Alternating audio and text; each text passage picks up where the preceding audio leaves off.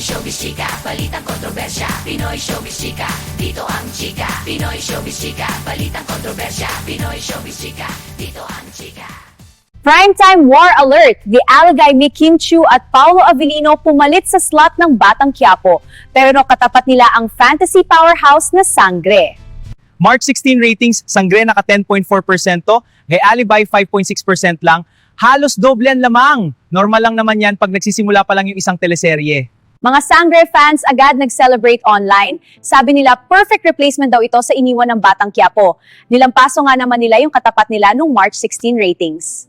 Memes everywhere! Family drama versus Brillante Magic, grabe ang comment wars.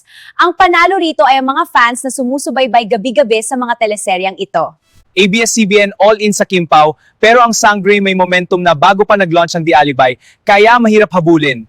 Pero dapat walang makampante kasi ratings can shift. Team Sangre, show your power.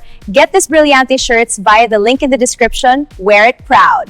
Kung Kim Pao naman ang sinusuportan mo, this fan shirt is available via the link in the description. Represent your team! March 17 ratings, Sangre steady sa 10%, The Alibay bumaba pa sa 5%. Malayo pa rin ang gap pero like what was already said, normal lang naman yun kapag bago ang teleserye. Kim Pao fans dumepensa agad. Sabi nila suspense takes time, hintayin daw ang big twist. Tama naman yun. It takes time for suspense to build up. Sangre kasi established na. Parang boxing match na ang ratings war. Sangre landing punches, The Alibay trying to counter, pero sana naman walang ma-knockout kasi both teleserye I believe maganda ang istorya. Dalawang mundo, magkaibang style. Courtroom tension versus magical spectacle, viewers choose their universe. When viewers get to choose, that is the landmark of being the true winner. Build up pala ang The Alibay, kung lalalim ang suspense arcs, baka mag-viral at mabilis maka-catch up. Pero ngayon, catch-up mode pa rin. Malaking trabaho ito para sa mga Kim Pao fans. Fans ginawang memes at TikTok skits ang ratings.